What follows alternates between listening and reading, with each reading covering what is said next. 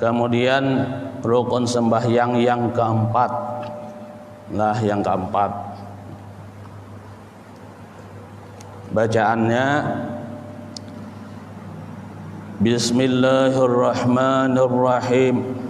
Warabi'u qiraatul Fatihati fi qiyami kulli rak'atin illa rak'ata masbukin wa yajibu tartibuha wa muwalatuha. Nah, kan situ dulu lah. Jadi rukun sembahyang yang keempat.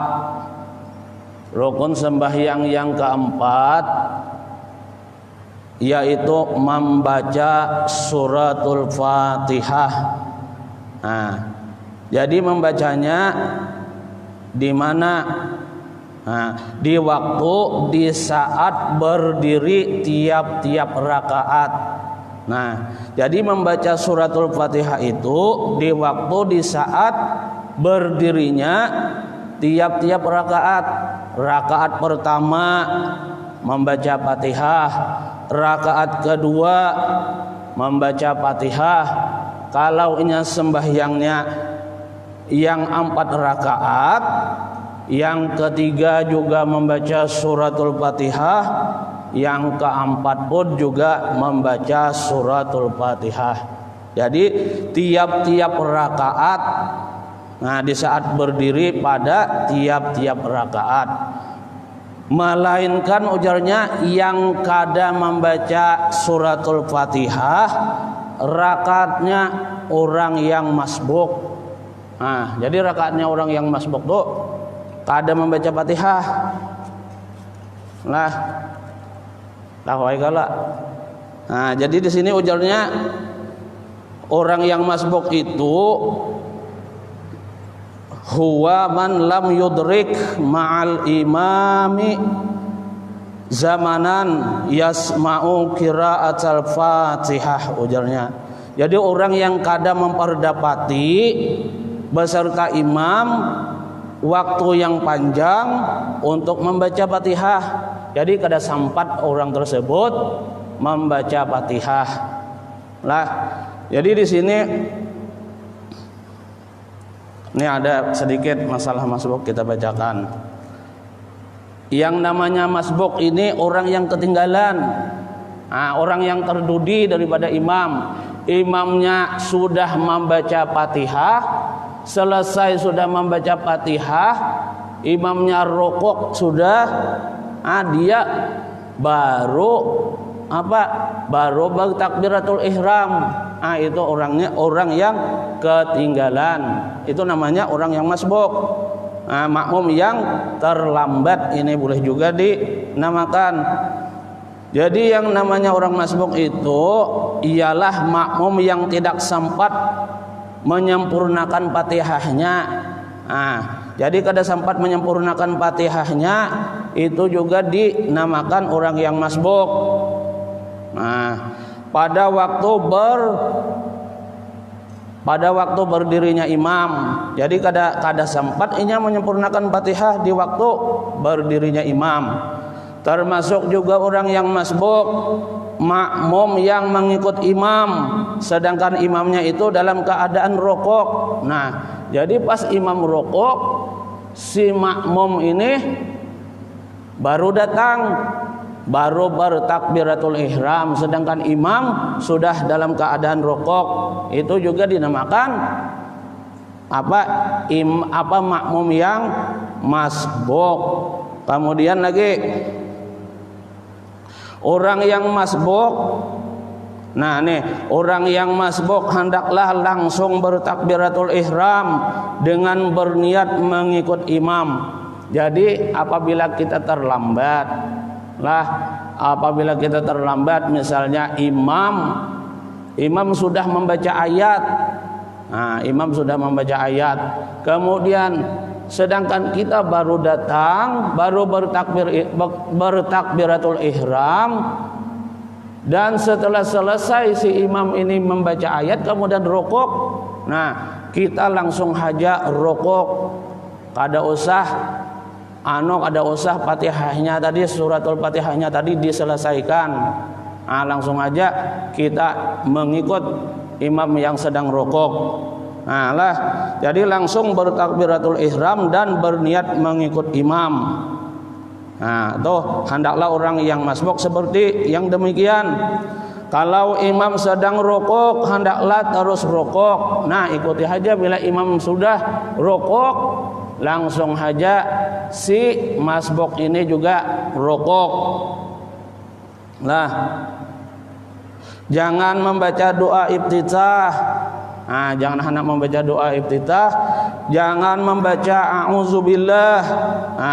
Bila sempat rukuk bersama imam, apabila sempat yang si makmum yang ketinggalan tadi sempat rukuk bersamaan dengan imam, maka dihitung dapat rakaat. Apabila misalnya pas imam rukuk, kemudian si makmum tadi juga sempat dia rukuk dan bersamaan dengan si imam. Jadi itu apabila inya sempat rukuk bersamaan dengan si imam, maka dihitung dapat rakaat. Apabila inya kada sempat bersamaan dengan si imam, kada dihitung dia itu dapat rakaat. Jadi berarti dia setelah salam si imam, dia harus menambah lagi 1 rakaat. Misalnya dia masbuknya cuma 1 rakaat, misalnya dia banyak masbuknya sampai 2 atau 3 rakaat, jadi dia menambahnya 2 atau 3 rakaat. Jadi bila sempat rukuk bersama imam, maka dihitung dapat rakaat. Bila selisih, yakni di saat si masbuk ini turun rukuk, saat itu juga imamnya naik. Pas dia rukuk, kada bersamaan pas dia rukuk, sedangkan si imam bangkit sudah, kada sempat bersamaan dengan imam di waktu di waktu rukuknya. Kayak apa itu? Nang kada sempat bersamaan ini. Selisih dia rukuk, sedangkan imam bangkit sudah dari rukuk. Jadi saat itu juga si imamnya naik iktidal, maka tidaklah dihitung bagi si masbuk tadi mendapat rakaat. Jadi bila nya kada sempat bersamaan di waktu rukuknya, kada dihitung dia itu memperdapati rakaat.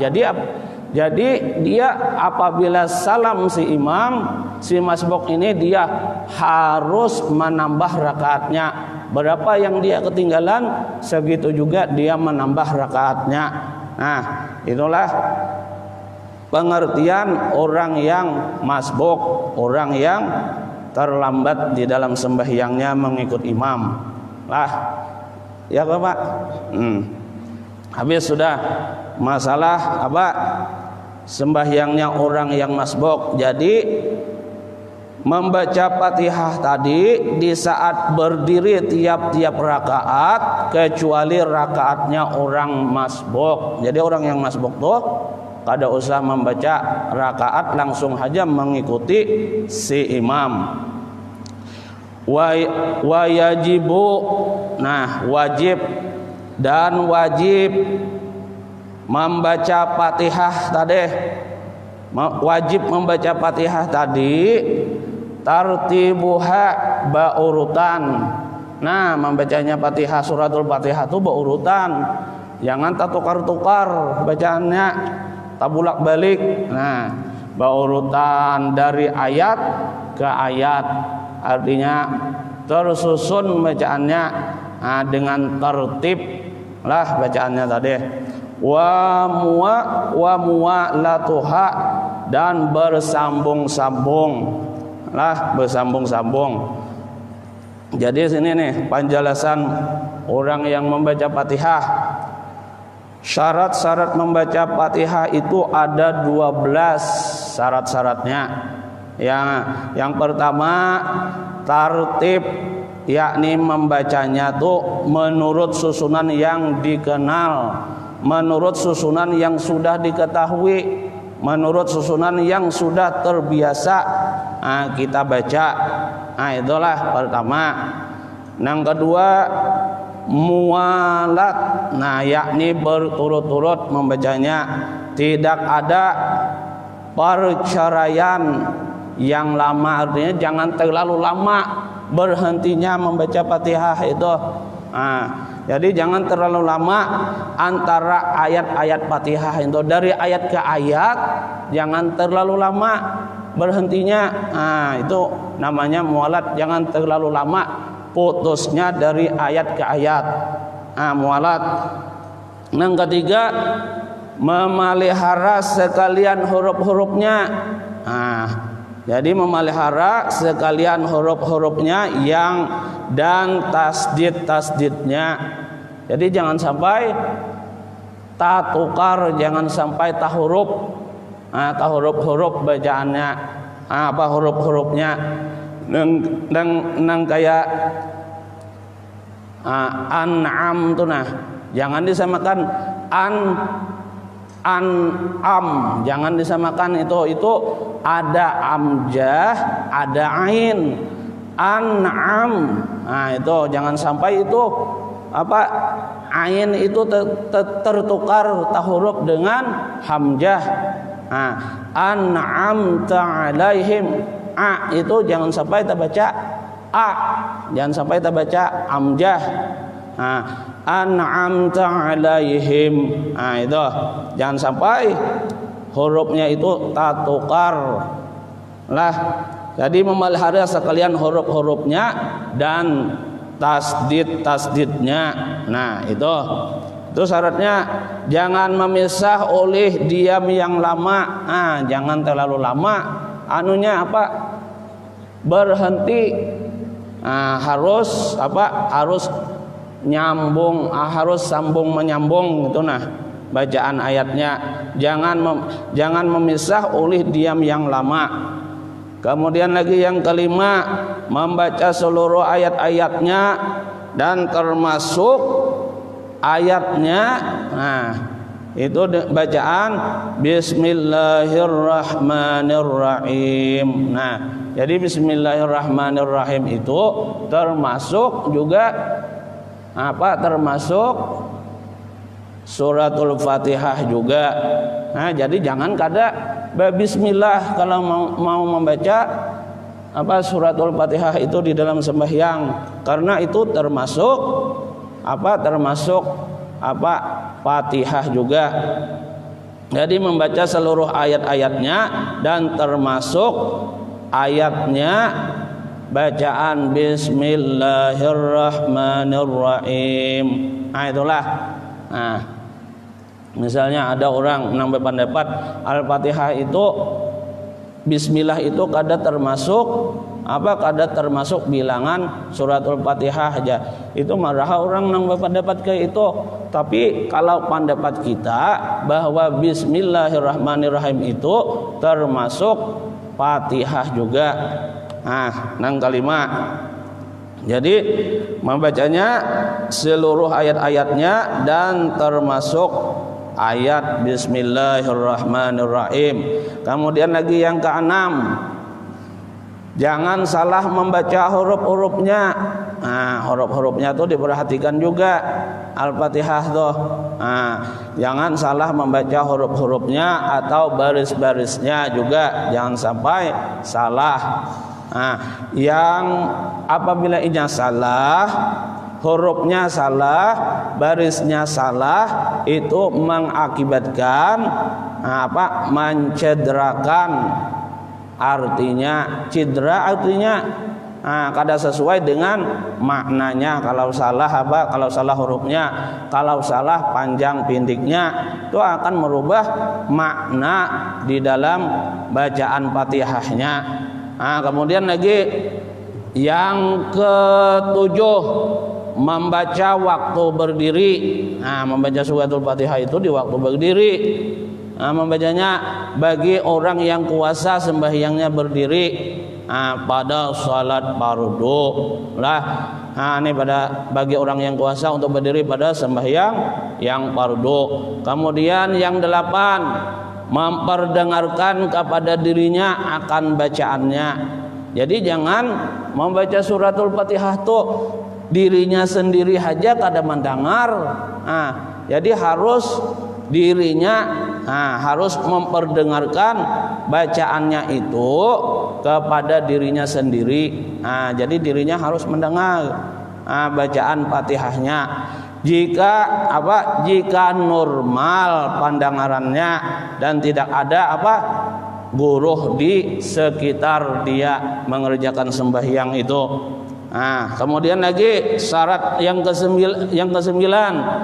syarat membaca Fatihah yang ke-9 tidak ada bacaan lain atau zikir yang menghalat. Jadi jangan diselang-selangi dengan bacaan yang lain. Misalnya 2 ayat sudah membaca Al-Fatihah, kemudian dia selingi dengan membaca misalnya zikir kah, la ilaha illallah misalnya. Jadi jangan tidak ada bacaan lain atau zikir yang menghalat antara ayat-ayat Fatihah. Nyaman aja. Kemudian lagi yang ke-10, jangan membaca dengan qiraat syazah nang jarang dipakai. Kalau bermacam-macam qiraat nih bisa si imam ini, orang yang jadi imam nih bermacam-macam, bisa qiraat bacaan yang jarang dipakai, jangan serta mengubah makna. Kemudian yang ke-11, jangan mengganti satu lafaz dengan lafaz yang lain. Jadi jangan diubah-ubah bacaan suratul Fatihah itu, bacaan yang ini dia ganti dengan yang ini misalnya. Jangan. Jadi jangan mengganti satu bacaan dengan bacaan yang lain. Itu yang ke-11 syaratnya. Yang ke-12, ada 12 kan, membaca dengan bahasa Arab. Jadi membaca suratul Fatihah itu harus berbahasa Arab, tidak boleh terjemahnya. Ada boleh. Kalau misalnya mulai Bismillahirrahmanirrahim dengan nama Allah misalnya kan, yang Maha Pengasih lagi Maha Penyayang misalnya. Jadi jangan gitu. Ujarnya membaca dengan bahasa Arab tidak boleh dengan terjemahannya. Ada boleh. Ini perhatian. Jadi membaca Fatihah ini wajib tiap-tiap rakaat kecuali rakaat orang masbuk. Tadi sudah dijelaskan tentang orang masbuk.